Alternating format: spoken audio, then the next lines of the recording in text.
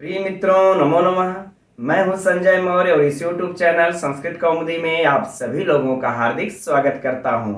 मित्रों, इस समय हम लोग अध्ययन कर रहे हैं यूपीटीजीटी शिक्षक भर्ती 2022 के पाठ्यक्रम के अनुसार स्त्री प्रत्यय का, और हम लोग कल की कक्षा में इसके अंतर्गत टॉप प्रत्यय का अध्ययन कर चुके हैं और अब आज की कक्षा में इस गीप प्रत्यय का अध्ययन करना है। और यह प्रत्यय मित्रों हम लोगों की इस परीक्षा के लिए अत्यंत विशिष्ट है, क्योंकि इससे प्रश्न परीक्षा में पूछे ही जाते हैं और यह प्रश्न हम लोगों का अत्यंत संशय भी उत्पन्न करते हैं। तो आज की कक्षा में हम लोगों को इसे इस प्रकार से अध्ययन करना है कि इस बारीकी से अध्ययन करना, इस सूक्ष्मता से अध्ययन करना है कि अब हम लोगों को परीक्षा में यह गीप गीस गीन संशय उत्पन्न न कर सके। तो चलिए मित्रों, आप सभी लोग अपनी पुस्तक संस्कृत व्याकरण प्रवेशिका का पृष्ठ संख्या 512 ओपन कर लीजिए, जहां पर हम लोगों का यह नीचे क्रम संख्या 3 पर यह सूत्र लिखा हुआ है। और हम लोग चलिए अध्ययन प्रारंभ करते हैं। और आज का अध्ययन मित्रों आप लोग एकदम ध्यान मग्न होकर के, एकाग्रचित होकर के कीजिएगा, तभी हम लोग इसके नियमों को पकड़ पाएंगे, इसकी गहराई को समझ पाएंगे, तभी जाकर के हम लोग गीप गीस गीन में भेद कर पाएंगे, है ना। नहीं तो ये संशय सदैव बना ही रह जाएगा। तो चलिए प्रारंभ करते हैं, देखते हैं सबसे पहले कि यह कैसा सूत्र है। यह कैसा सूत्र है? विधि सूत्र है, विधान करता है। किसका विधान करता है? तो गीप प्रत्यय का विधान करता है। अब यहीं पर मित्रों हम लोग यह भी समझ लें कि गीप में से क्या लोप होकर के क्या बच जाता है। तो देखिए, प का जो है हलंतम से संज्ञा हो जाता है, और जो अंग यहां पर दिख रहा है सिर्फ अंग का, इकार नहीं, सिर्फ अंग का लसक को तद्धिते से, अगर नोट करना होगा तो नोट कर लीजिएगा, लसक को तद्धिते से इत संज्ञा होकर के इसका लोप हो जाता है। तब मात्र शेष क्या बचेगा? यह ई हम लोगों को मात्र शेष बच जाता है और यही हम लोगों को प्राप्त होता है। राइट। अब बात यह है कि किन प्रातिपदिकों से, किन पुल्लिंग प्रातिपदिकों से यह गीप प्रत्यय का विधान किया जा रहा है। तो इसके लिए हम लोग चलते हैं अब सूत्र में, तो यही सूत्र ही बता पाएगा कि किन पुल्लिंग प्रातिपदिकों से यह गीप प्रत्यय का विधान हो रहा है। तो देखिए, कह रहे हैं ऋण, ऋण नेभ्यो यानी कि रित और न, है ना, इन दोनों से गीप प्रत्यय हो, अर्थात सीधे सीधे यह समझ लेते हैं सरल शब्दों में मित्रों की जो रिदंत है ना, जो रिदंत है, रित अर्थात जो जिसके अंत में री हो, जिसके अंत में री हो और जिसके अंत में कह रहे न, यानी कि जिसके अंत में न हो। ठीक, ऐसे प्रातिपदिकों से, ऐसे पुल्लिंग प्रातिपदिकों से, ऐसे पुल्लिंग प्रातिपदिकों से कौन सा प्रत्यय होता है? गीप प्रत्यय। फाइनल क्या कहा? री जिसके अंत में हो वो, और कह रहे न जिसके अंत में हो वो। ऐसे प्रातिपदिकों से, यानी नकारांत, ऋकारांत और नकारांत, इस तरह से भी आप लोग समझ सकते हैं। तो पुल्लिंग ऐसे प्रातिपदिकों से, पुल्लिंग प्रातिपदिकों से जब स्त्रीलिंग बनाने की इच्छा होती है हम लोगों को, तो गीप प्रत्यय का विधान कर लेते हैं। राइट। अब हम लोग सबसे पहले इस ऋदंत वाले का अर्थात ऋकारांत वाले का उदाहरण देखेंगे, फिर जो है इस न वाले का उदाहरण देखेंगे। राइट। तो उदाहरण हम लोगों की पुस्तक में दिया है मित्रों, क्या? कर्तृ।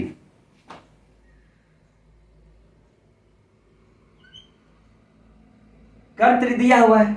अब यह कर्तृ देखिए, अगर देखा जाए तो यह ऋदंत है कि नहीं, री इसके अंत में है कि नहीं, का ता रा के बाद इसमें क्या लगा? री, तो यह ऋदंत हुआ।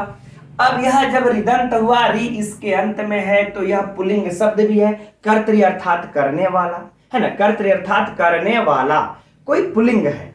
तो इस पुल्लिंग से जब स्त्रीलिंग बनाना होगा हम लोगों को, तो ऋन्नेभ्यो सूत्र से हम लोग क्या लगा लेंगे? गीप प्रत्यय लगा लेंगे। ठीक, गीप प्रत्यय लगा लिए। किस सूत्र से इसको हम लोग यहां पर लगा लेंगे मित्रों? तो यह सूत्र होगा यही, ऋन्नेभ्यो गीप,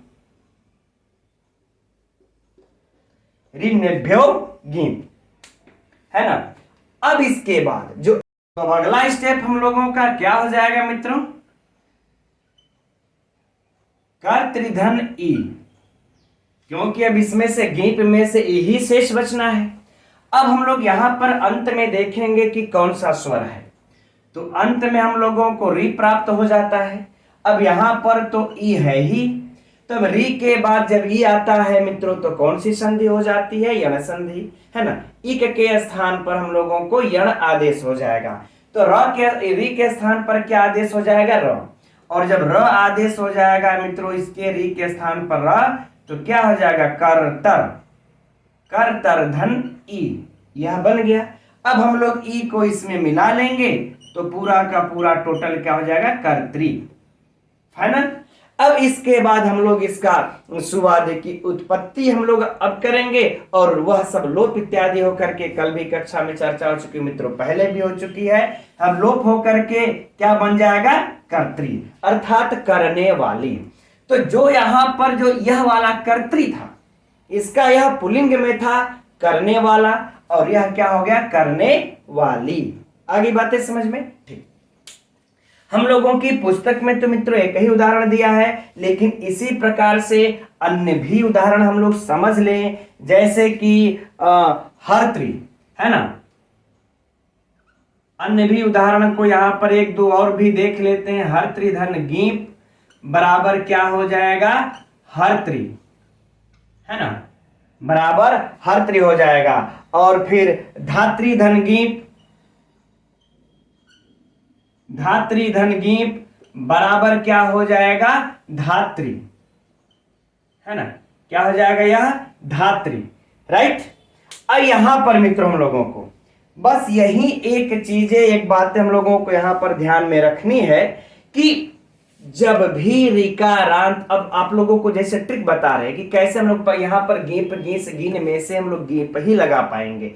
तो जैसे ही अगर आप लोगों से परीक्षा में आ गया कि यह बताइए कर्त्री में कौन सा प्रत्यय है, गीप है, गीस है कि गीन है, और तीनों में हम लोगों को बचना ई ही है, तो यह कंफ्यूजन हुआ ना, तो कैसे पकड़ेंगे। तो बस दिमाग में मित्रों हम लोग इतना ही सेटअप कर लें कि इसका पहले हम लोग पुल्लिंग निकालेंगे, और याद रहे कि किसी भी स्त्रीलिंग शब्द में कौन सा स्त्रीलिंग का प्रत्यय लगा हुआ है, जब तक से उसके मूल शब्द में नहीं पहुंचेंगे मित्रों हम लोग, तब तक से उसमें कौन सा प्रत्यय लगा है ये जानना बड़ा मुश्किल हो जाएगा। क्योंकि मूल शब्द में पहुंचेंगे तभी हम उन नियमों को जान पाएंगे कि इसमें यह नियम है यार, यह तो तकारांत है, यह तो नकारांत है, यह तो रिकारांत है, यह तो इसमें उ उदित हुआ है, तो जो है कि रि उदित हुआ है। हम जब मूल शब्दों में पहुंचेंगे मित्रों तभी ना हम यह जान पाएंगे, तभी हम जान पाएंगे यार उ उदित हुआ है, तो उ जहां उदित होता है वहां गीप होता है, अंत में री है तो जहां अंत में री होता है वहां गीप होता है। तो फिर हम गीस गिन के तरफ कैसे जा पाएंगे, नहीं ना जा पाएंगे। और इतना ही नियम हमको याद रखना है। तो जब हम इस कर्त्री का, इस हर्त्री का या धात्री का, जब हम इसके मूल शब्दों पर जब पहुंचेंगे मित्रों तो हम लोगों को क्या प्राप्त हो जाएगा, धात्री, हर्त्री, कर्त्री। तो हम सीधे सीधे पकड़ लेंगे यार यहां तो अंत में री है, और जहां अंत में री दिखाई दिया वहीं पर मित्रों यह ऋन्नेभ्यो गीप वाला क्या करके स्त्रीलिंग में कर देगा गीप प्रत्यय, फाइनल। यही चीज हम लोगों को परीक्षा में बेहद कंफ्यूज करती है ना। और हम समझते हैं कि इस वाले टॉपिक से इस तरह से तो प्रश्न परीक्षा में नहीं आएगा कि ऋन्नेभ्यो गीप कैसा सूत्र है, यह नहीं आएगा। या फिर यह भी प्रश्न नहीं पूछेगा, मान लेते अगर पूछ भी देता है इस तरह से, तो भी याद रखें हम लोग कि कर्त्री में किस सूत्र से गीप प्रत्यय का विधान हुआ है। तो ऋन्नेभ्यो गीप सूत्र के द्वारा कर्त्री में इसका विधान हुआ है। धात्री में किस सूत्र से, धात्री में किस सूत्र से गीप प्रत्यय का विधान हुआ है, तो ऋन्नेभ्यो से हुआ है। लेकिन ये सब कहां पूछता है, पूछता तो बस है कि कर्त्री में कौन सा प्रत्यय, हर्त्री में, धात्री में इत्यादि में, राइट। तो ये हम समझते हम लोगों का फाइनल हो गया। अच्छा, अब हम लोग यह रिकारांत वाले हो गया, री जिसके अंत में है। अब हम लोग इस न वाले पर चलते हैं, राइट। अब इस नकारांत के लिए हम लोगों की पुस्तक में पृष्ठ संख्या 513 पर देखिए, सबसे ऊपर उदाहरण लिखा हुआ है दंडिन। दंडिन, ठीक।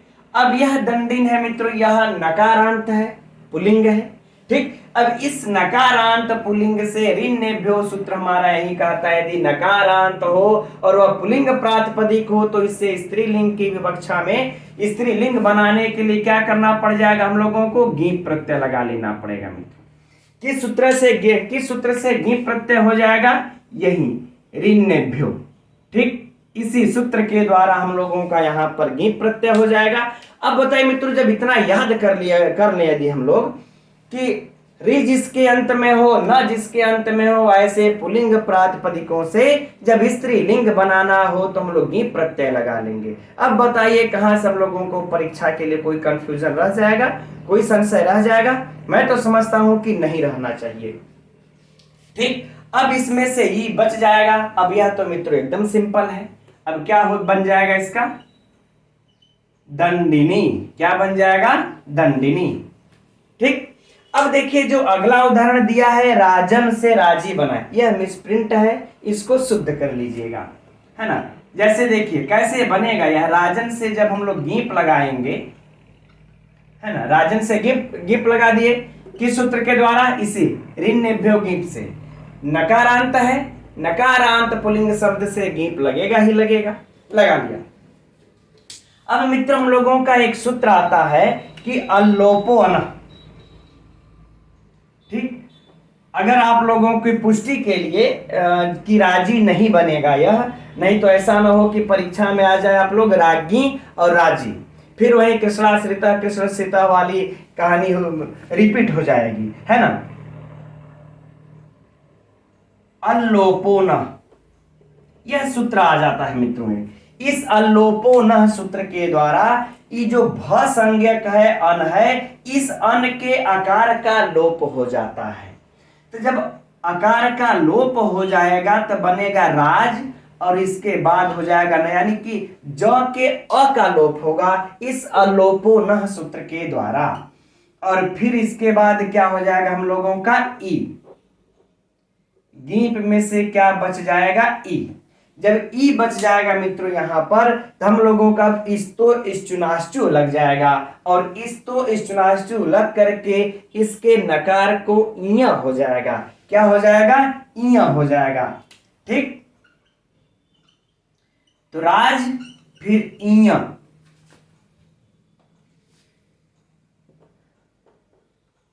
है ना, फिर क्या हो जाएगा, राज इया कर लेते हैं इस प्रकार से, इया धन ई, ठीक। अब जब इया हो जाएगा तो जो इया मिल करके मित्रों क्या बन जाएगा, राज्ञ। क्या बन जाएगा, राज्ञ। अब ई आकर के मिल जाएगा, इसमें बन जाएगा राज्ञी। सु आदि की उत्पत्ति कर लेंगे, प्रथमा विभक्ति के एक वचन में सु का लोप होकर के सिर्फ बचेगा हम लोगों का राज्ञी, राइट, फाइनल। अब इसका हो जाएगा मित्र, अब हम लोगों की पुस्तक में क्या दिया हुआ है कि राजी, राजी दिया हुआ है इस प्रकार से, जबकि यह बिल्कुल भी नहीं होगा, तो इसको आप लोग शुद्ध कर लीजिएगा, राज्ञी बनता है, राइट। चलिए अब कुछ और नकारांत का उदाहरण देख लेते हैं हम लोग, है ना। और भी कुछ नकारांत का उदाहरण दिया हुआ है पुस्तक में हम लोगों के, क्या सोना से सुनी, तो ये दिया हुआ ही है। अब आगे और दिखला देते हैं। योगिन, योगिन से गीप लगा लेंगे मित्रों, क्या बन जाएगा हम लोगों का, योगिनी। क्या बन जाएगा, योगिनी, है ना। और इसके बाद रोगिन, रोगिन से हम लोग क्या लगा लेंगे, रोगिन से गीप लगा लेंगे, बन जाएगा क्या, रोगिणी, है ना, रोगिणी। तो इस प्रकार से मित्रों कोई भी हो, चाहे वो राज्ञी हो, दंडिनी हो, चाहे योगिनी हो, चाहे रोगिणी हो, है ना, कोई भी इस प्रकार से जब पूछे तो उसका पहले मूल शब्द निकालिएगा। किसका मूल शब्द, इस योगिनी का क्या है, योगिन।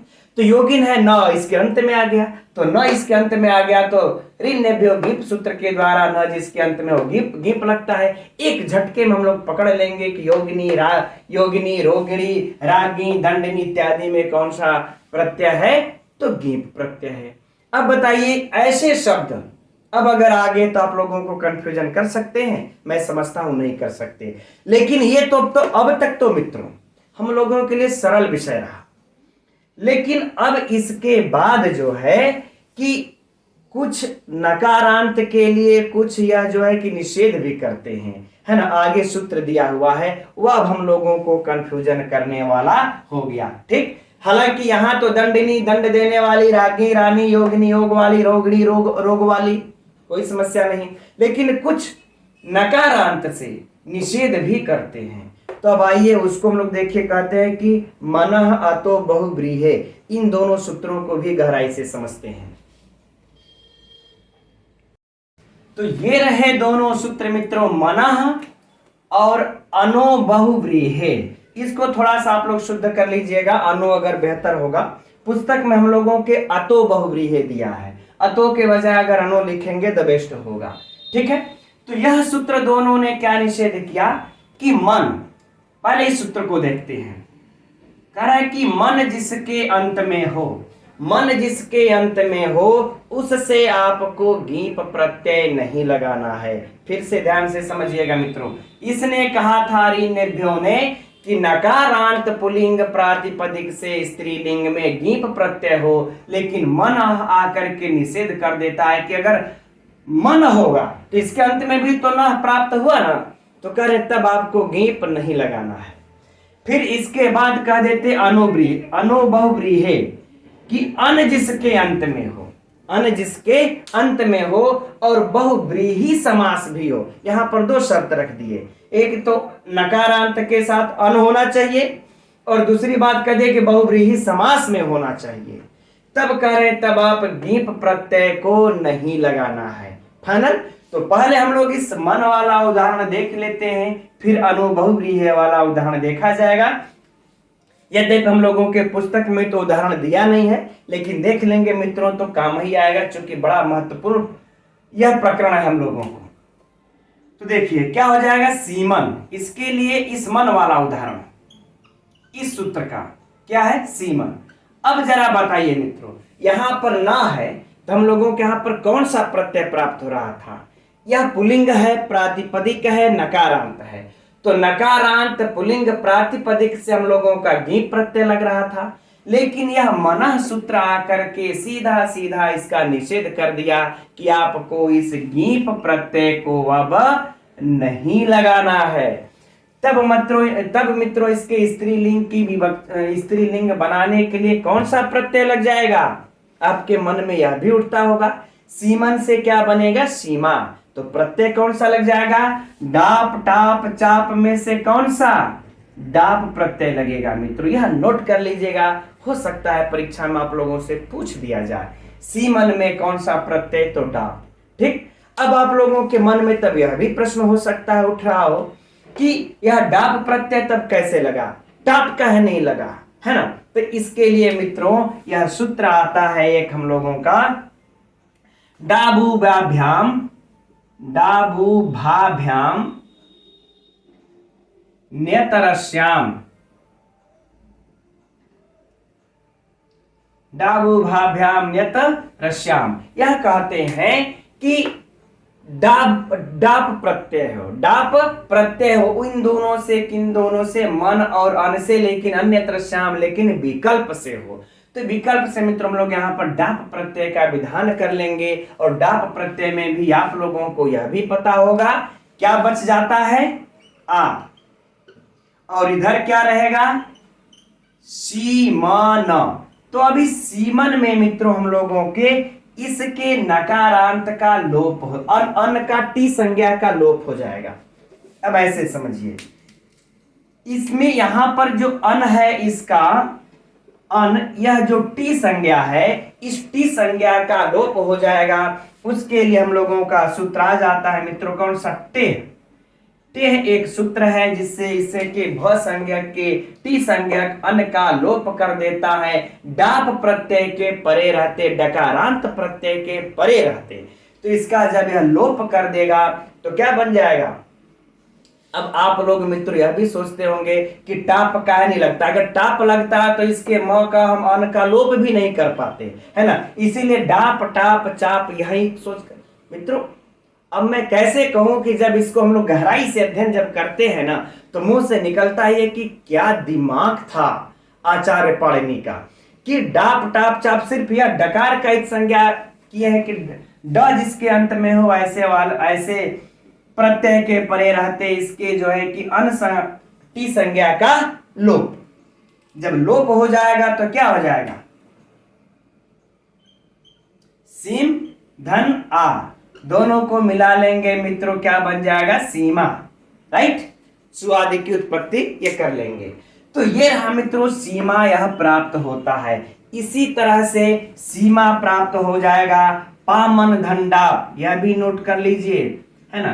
पामन धनडाप, चूंकि यह महत्वपूर्ण है ना, क्या बन जाएगा, पामा, है ना। और दामन धनडाप दामा, दामन धनडाप दामा, पामा बनेगा दामा बनेगा। जबकि पामन में आप देख रहे मन लगा हुआ है, ठीक है। अगर दामन में देख लिया जाए, यहां पर भी देख लेते हैं, दामन धनडाप, है ना। अब यहां पर भी मित्रों देख ले क्या बनता है, दामा। चूंकि यहां पर भी मन है, यहां पर भी मन है, यहां पर भी मन है, और यह मन सूत्र हमारा कहता है मन यदि अंत में होगा तो इस गीप प्रत्यय को नहीं लगाना है। अब यह डाबू भाभ्याम अन्यत्र श्याम सूत्र आकर के विकल्प से डाब प्रत्यय लगा करके जो है कि सीमा पामा और दामा बना देता है। राइट, तो यह भी आप लोगों का याद हो गया। क्या याद हो गया मित्रों, अगर नकारांत है, अरे अगर नकारांत मन यदि आ जाता है तब गीप प्रत्यय को नहीं लगाना है, केवल नकारांत पुल्लिंग प्रातिपदिक सबसे लगा लेंगे, लेकिन इस मन वाले से नहीं लगाना है। फाइनल, चलिए अब हम लोग देखते हैं अनो बहुव्रीहि वाला, इस सूत्र को देखते हैं। अनो बहुव्रीहि, इस सूत्र का उदाहरण क्या है मित्रों, इस सूत्र का उदाहरण हम लोगों का भी पुस्तक में तो दिया नहीं है। चलिए ऐसे समझ लेते हैं, बहुराजा, क्या इसका उदाहरण है, बहुराजा। तो बहुराजा में सबसे पहले तो हम लोग समास वाला देख लेते हैं, बहवह राजा, है ना, बहवह राजाना यस्यासा, बहवह राजाना यस्याह सा। यह हमारा कौन सा समास है, बहुराजा में बहुव्रीहि समास। बहुव्रीहि समास की शर्त रखी हुई है यहां पर, कोई डाउट नहीं है। अब इसका अगर हम लोग अलौकिक विग्रह किया जाए तभी हम लोग इस प्रत्यय वाले गुत्थी को सुलझा सकते हैं।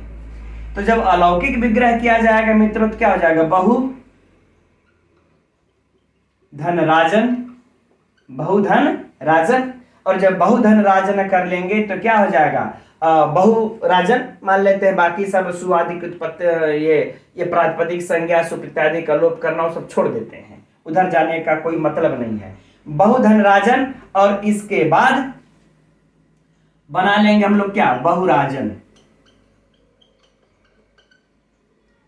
अब जरा बताइए आप लोग कि यहां पर कौन सा प्रत्यय हम लोगों को स्त्रीलिंग बनाने के लिए प्राप्त हो रहा है। अब ऋन्नेभ्यो गीप के तरफ जरा सा हम लोग एक बार दृष्टि डाल लेते हैं। तो ऋन्नेभ्यो गीप यही कहता है कि न जिसके अंत में हो ऐसे पुल्लिंग प्रातिपदिक से गीप प्रत्यय हो। तो यह तो गीप प्रत्यय कर रहा था मित्र कौन, ऋन्नेभ्यो गीप, लेकिन अनो बहुव्रीहि का दिया कि अन जिसके अंत में हो, तो यहां पर देखिए अन अंत में आता है। और फिर कह रहा कि बहुव्रीहि समास हो, तो यह मित्रों बहुव्रीहि समास है। तब कह रहे एक बार आप विकल्प से गीप लगाएंगे, फिर आप नहीं मतलब गीप नहीं लगेगा, गीप नहीं लगेगा। चलिए, तो अब यहां पर फिर से प्रश्न उठेगा मित्रों हम लोगों का, प्रत्यय तब कौन सा लगेगा। तो फिर से मित्रों क्या लग जाएगा, डाप प्रत्यय। कौन सा प्रत्यय लग जाएगा, डाप प्रत्यय। किस सूत्र के द्वारा, इसी सूत्र के द्वारा जो हम लोगों ने अभी अध्ययन किया, डाभूभाभ्याम, है ना। नेत्रश्याम, है ना, डा भू भा भ्याम भ्याम नेत्रश्याम, न्यतरश्याम। चलिए, इसी सूत्र के द्वारा यहाँ पर डाप प्रत्यय लग जाएगा। अब डाप प्रत्यय लग जाएगा तो डाप का भी मित्रों क्या बच जाएगा यहाँ पर आ, और बहुराजन में जो अब यहाँ पर जो ज है इसके फिर वही टेह सूत्र के द्वारा, अरे टेह कर, हाँ, इसमें जो अन है इसका जो टी संज्ञक है इस टेह सूत्र के द्वारा इसका लोप हो जाएगा। थोड़ा सा संक्षिप्त में समझा दे रहे मित्रों, शायद हो सकता है आप लोगों को ऐसे आ भी जाएगा, कोई ज्यादा विशिष्ट कठिन तो है नहीं। तो क्या हो जाएगा, बहु राजा और बहुराज। जब अन निकल जाएगा तो क्या हो जाएगा, बहुराज, और फिर अब आ को मिला देंगे मित्रों, हो जाएगा बहुराजा।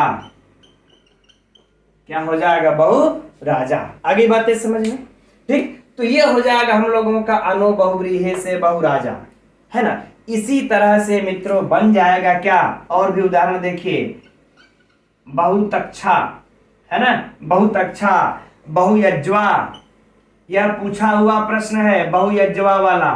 बहुधन यज्वन, क्या बनता है इसका, बहुयज्वन रहेगा, नकारांत यह भी रहेगा, तो क्या बन जाएगा, बहुयज्वा। इसी प्रकार से बहुधीवा,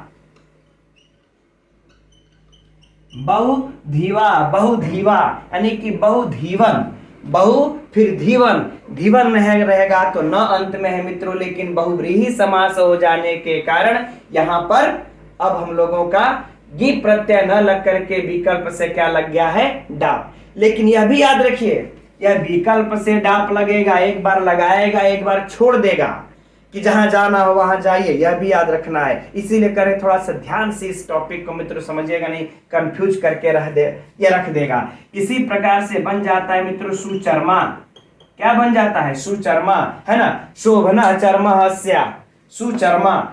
इन सब में मित्रों जो मैंने उदाहरण लिखा इस सब में डाप प्रत्यय है। कौन सा प्रत्यय, डाप प्रत्यय है, इसको नोट कर लीजिएगा। बहुव्रीहि समास में कंफ्यूजन रहने की कोई गुंजाइश नहीं होनी चाहिए मित्रों, क्योंकि यह बड़ा ही हम लोगों को परीक्षा में सताता है, यह गीप गीप, है ना। और मैं आप लोगों को एकदम ओपन करके रख दे रहा हूं ताकि परीक्षा में कोई कंफ्यूजन ना हो। फाइनल। चलिए अब, लेकिन अब एक बार और भी, अब आप लोगों के दिमाग में प्रश्न उठता होगा कि ये तो विकल्प से सर आपने डाप लगाया है, जब डाप नहीं लगेगा तब क्या बनेगा। तो देखिए, जब डाप नहीं लगेगा तब क्या बनेगा, इसको हटा देते हैं। तो कह रहे हैं जब डाप नहीं लगेगा तब विकल्प से, तब एक बार विकल्प से गीप लगता है, तब क्या लग जाएगा, तब बहुराजन धन गीप। अगर डाप नहीं लगाना तो, क्योंकि डाबू बाभ्याम क्या कहता, अन्यत्र श्याम क्या कहता है, विकल्प से डाप हो, तो एक बार विकल्प से लगाएंगे एक बार वो छोड़ देगा। तो जब एक बार छोड़ देगा मित्रों तब यह गीप लग जाएगा। अब आप लोगों के अब यह भी कह सोचते होंगे तब यह गीप कैसे लग गया, तो क्या यह गीप यहां पर इस सूत्र के द्वारा लगेगा या कोई अन्य सूत्र आएगा, क्योंकि नकारांत तो है ही है, साथ में पुल्लिंग भी है, प्रातिपदिक भी है, तो कैसे इसी सूत्र के द्वारा लगाएंगे या कोई अन्य सूत्र गीप लगाने के लिए आएगा। तो मित्रों इस सूत्र के द्वारा नहीं लगाएंगे, क्यों, क्योंकि अनो बहुव्रीहि तो पहले से ही इसको निषेध कर चुका है, इस सूत्र का निषेध कर चुका है, तो फिर इस सूत्र के द्वारा कैसे लगा सकते हैं, नहीं लगा सकते।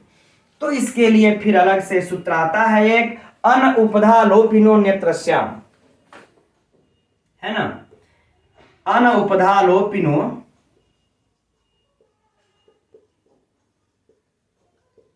लोपिनो नेत्रश्याम, ठीक है। यह सूत्र आ जाता है, कहता है विकल्प से तब अन जिसके अंत में हो और करे उपधा में जिसका यह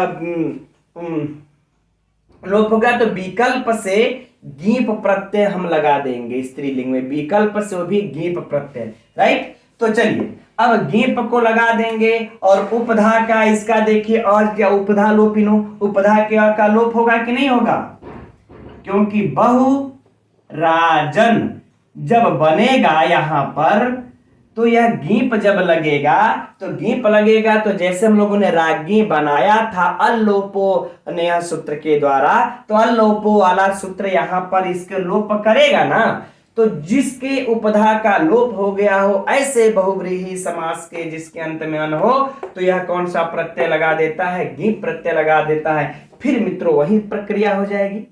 इस तो इष्टनाश्चु के द्वारा इस नकारांत को इय कर लेगा और इय करके क्या बन जाएगा, बहुराग्य। क्या बन जाएगा, बहुराग्य। और इधर हमारा ई है गीप का और बन जाएगा बहुरागी। तो ये चीज याद कर लीजिएगा कि यह बहुरागी में पूछे तो गीप प्रत्यय, बहुरागी में पूछे तो गीप प्रत्यय। अब अगर कहीं बहुराजा में अगर पूछ दिया तो कौन सा प्रत्यय, डाप प्रत्यय।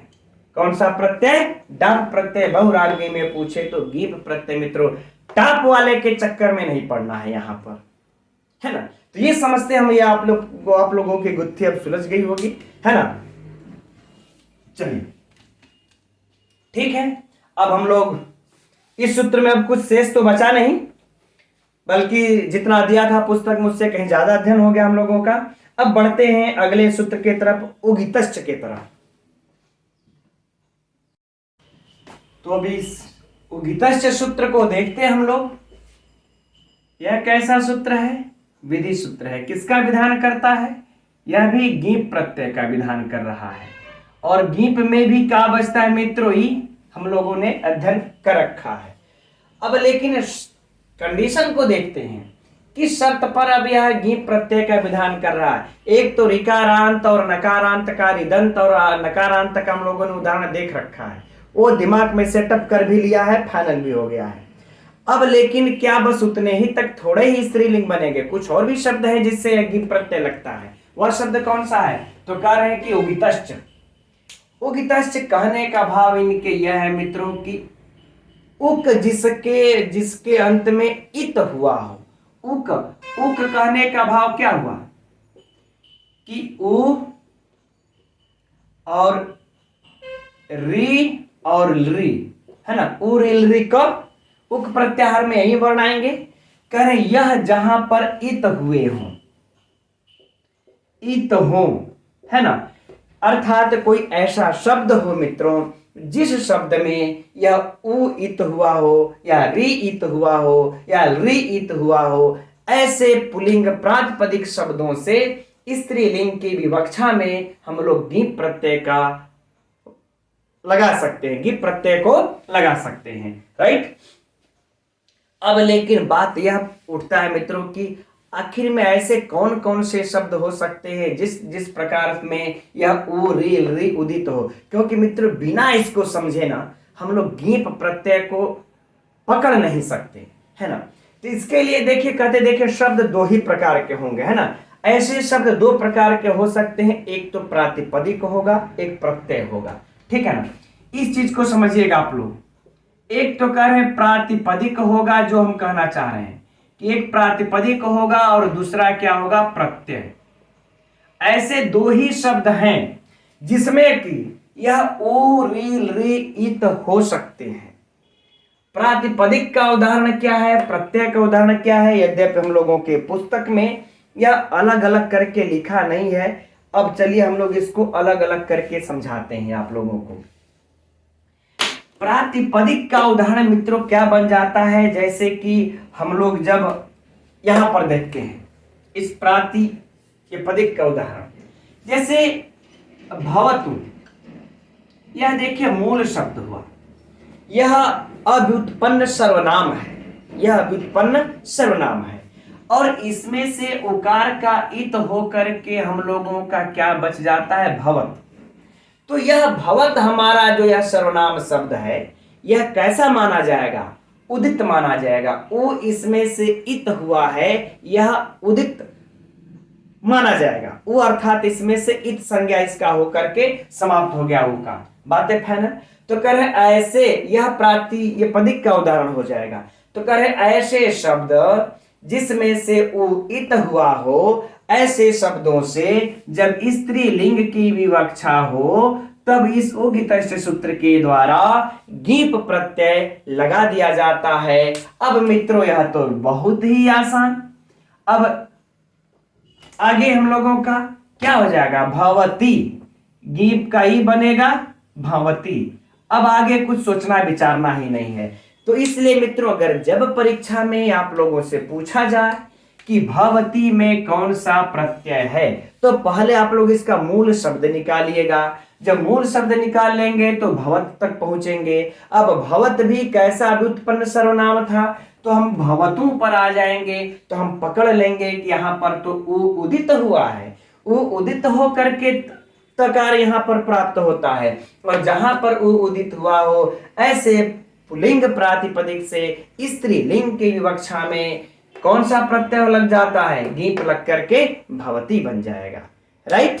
चलिए अब आगे हम लोग अगर देखा जाए इसी में, अब इस प्रत्यय का कैसे हो सकता है, तो प्रत्यय वाले में मित्रों जब हम लोग बढ़ते हैं आगे, तो हम लोगों का विद्वस् शब्द होता है। कौन सा शब्द बनेगा, विद्वस्। लेकिन हम लोगों का इसमें जो है विद धातु से पहले हम लोग क्षत्रिय प्रत्यय लगाते हैं और फिर सूत्र आता है विदेह शत्रुवसु। इस सूत्र के द्वारा इस क्षत्रिय प्रत्यय को क्या आदेश हो जाता है, वसु आदेश हो जाता है। इस क्षत्रिय प्रत्यय को क्या आदेश हो जाता है, वसु आदेश हो जाता है। उकार की फिर इत संज्ञा हो जाती है। उकार की इत संज्ञा होकर के विद्वस्, फिर से समझिएगा, विद धातु से क्षत्रिय प्रत्यय लगता है तो हम लोगों का विदेह शत्रुवसु सूत्र आता है। वह विदेह शत्रुवसु इस क्षत्रिय को ही वसु आदेश कर देता है। तो अब क्षत्रिय का तो बात है खत्म। जब क्षत्रिय को वसु आदेश हो गया, तो अब वसु में उ की इत संज्ञक हो जाती है। फिर हम मिला लेंगे तो क्या बन जाएगा हमारा, विद्वस्। क्या बन जाएगा, विद्वस् बन गया। अब जरा बताइए, अब यहां पर उदित हुआ कि नहीं, यह प्रत्यय लगा था, यह प्रत्यय वाला शब्द है। यह कैसा है, प्रत्यय वाला शब्द है। तो जरा बताइए आप लोग, यहां पर उ उदित हुआ ना, तो जब उ उदित हुआ तो यह विद्वस् शब्द उदित हम इसको कह सकते हैं। अब इसको हम अब इस पुल्लिंग से स्त्रीलिंग की विवक्षा लगाने पर हम इस उगितस्य सूत्र के द्वारा इसमें गीप प्रत्यय का प्रावधान कर सकते हैं। जब गीप प्रत्यय लग जाएगा मित्रों, तो यहां पर कुछ प्रक्रियाएं होती हैं कि वसो संप्रसारणम, एक सूत्र आएगा, वसो संप्रसारणम सूत्र के द्वारा इसको जो है कि व को संप्रसारण होकर के क्या बन जाता है, विदुष। क्या बन जाएगा, विदु। और इस सकार को फिर क्या हो जाएगा, संप्रसारणच, ये सूत्र और फिर जो है कि आदेश प्रत्ययो, ये दोनों सूत्र के द्वारा हमारा क्या हम कर लेते हैं, इसको प्रयोग करके विदुष। अब गेप का ई लगा लेते हैं मित्रों, बन जाता है विदुषी। तो इसका पुल्लिंग क्या हो जाएगा, अरे स्त्रीलिंग विदुषी। अब चूंकि सूत्रों को लिख करके विधिवत नहीं समझा रहे मित्रों, चूंकि वो आप लोगों को हमको लगता है कि कुछ ज्यादा लेंथी भी हो जाएगा। बहुत ज्यादा लोग कहने भी लगते हैं, कमेंट्स भी करने लगते हैं कि सर ये इतना गहराई में इधर से गुजरा उधर से गुजरा, समझ में नहीं आया। तो बस, और जो लोग समझना चाहेंगे वो लोग समझ ये सकते हैं कि यहाँ पर वसो संप्रसारण सूत्र के द्वारा इस व को संप्रसारण हो करके उ, और फिर जो है आदेश प्रत्ययों से इस सकार को सत्व आदेश होकर के विदुषी बन करके गीप लग गया, विदुषी बन गया। राइट। तो अगर विद्वस् में गीप लगेगा तो क्या बनेगा, यह परीक्षा में पूछता है। कहीं विदुषी नहीं ना बनेगा, है ना, कहीं ऐसा नहीं ना बनेगा। तो इस प्रकार से पूछता है मित्रों, तो हम समझते हैं इतना पॉपुलर है कि कंफ्यूज होने वाली कोई समस्या ही नहीं। राइट। चलिए, ये बातें हो गई फाइनल, इसको यहां लिख लेते हैं।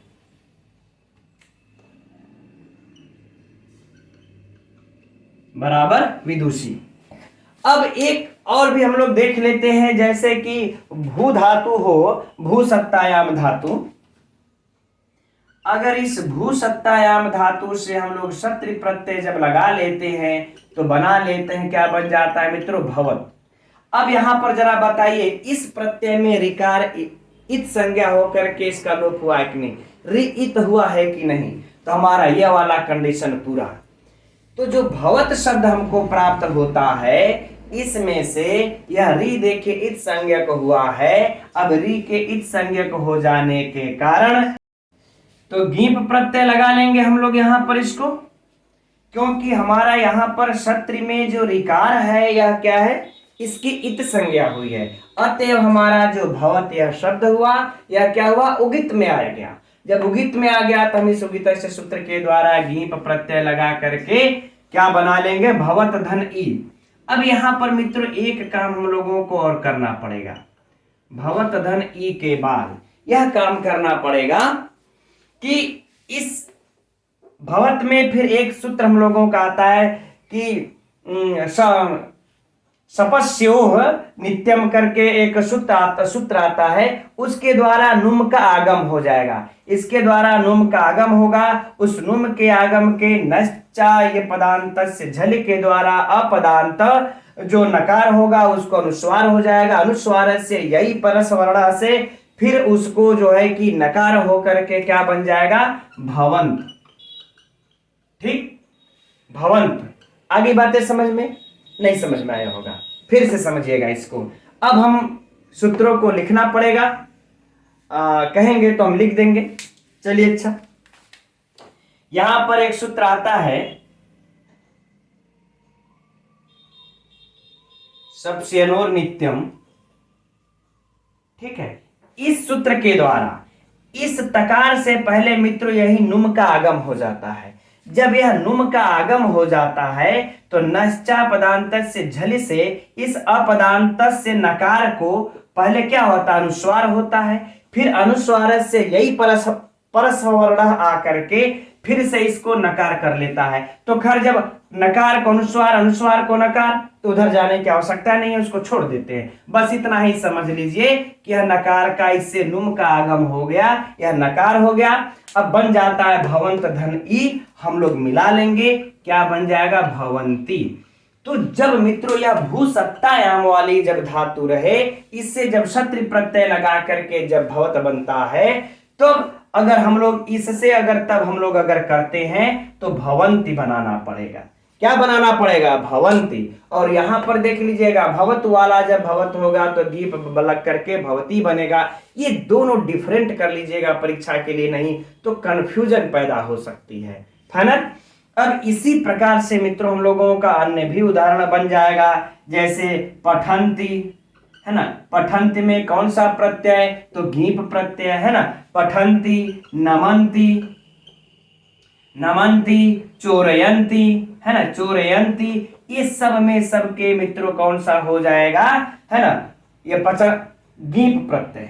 कौन सा प्रत्यय हो जाएगा, गीप प्रत्यय, राइट। अब देखिए परीक्षा के लिए यह तो पूछा ही जाएगा कि भवती में कौन सा प्रत्यय है, तो गीप, विदुषी में कौन सा है, गीप है ना, भवंती में कौन सा है, गीप, चोरयंती में, पठंती में, सब में कौन सा है, गीप। लेकिन अब अगर यह पूछा जाए कि भवती में गीप प्रत्यय किस सूत्र से लगा है, तो गीप प्रत्यय मित्रों उगितश्च सूत्र से लगा हुआ है। गीप प्रत्यय किससे लगा हुआ है, उगितश्च सूत्र से, राइट। चलिए, चाहे भवती में पूछे, विदुषी में पूछे, चाहे इधर कहीं भी पूछ ले, उगितश्च सूत्र से लगा हुआ है। अभी मित्रों हम लोगों को दो सूत्र और बच गए है ना, और एक सूत्र तो काफी लंबा है और इसका हम लोगों को ढेर सारे उदाहरण भी देखने पड़ेंगे। फिर वैसे प्रथमे वाला है, टिड्डा ढ वाला है, तो हमको लगता है कि लंबा जाएगा, इसलिए अब आज की कक्षा में हम समझ रहे हैं कि यहीं तक रहने देते हैं, नहीं तो एक ही दिन में ज्यादा हौच पौच हो जाएगा तो आप लोगों को दिमाग में भी जो है हो सकता है कि कंफ्यूजन हो। लेकिन अब आज की कक्षा में जो मित्र हम लोगों ने अध्ययन किया उसको समझ लेते हैं कि गीप प्रत्यय कहाँ होता है ना, क्योंकि ये समझना आवश्यक। हाँ, तो पहले सूत्र में हम लोगों ने देख लिया मित्रों क्या, कि री जिसके अंत में हो, री जिसके अंत में हो और न जिसके अंत में हो, ऐसे धातुओं से गीप प्रत्यय लगता है। एक चीज नोट कर लिया। अब इस अगले बाकी जो मन और बहुब्रीहि वाला जो निषेध था वो तो मान लेते हैं, नोट ये कर लेंगे, इससे बाहर रखिएगा उसको, राइट। अब जो दूसरा सूत्र हम लोगों ने अभी उगितश्च अध्ययन किया कि यह उरील री जिसमें इत हुआ हो, उरील री जिसमें इत हुआ हो, ऐसे शब्दों से कौन सा प्रत्यय हो जाएगा, गीप प्रत्यय। उ ई उ री और री, ये जिसमें इत हुए हों उससे कौन सा प्रत्यय हो जाएगा, गीप प्रत्यय। तो जब भी मित्रों हम लोगों को परीक्षा में पूछा जाए, देखिए अगर कोई कह दे इसके लिए कोनो ट्रिक बताइए ना कि जिससे हम लोग तुरंत देखते पहचान ले मित्रों, तो वो ऐसा कोई हमारे समझ में नहीं आता है कि ट्रिक अगर लगाएंगे भाई तो देखिए फेल हो जाएगा। प्रॉपर कुछ शब्दों को याद करना रहे तब तक तो चल जाएगा, ठीक है। लेकिन हम लोग जब साहित्य भी अध्ययन करते रहते हैं तो उसमें यत्र तत्र हम लोगों को यह मिलता रहता है कि यह गीप है, गीस है।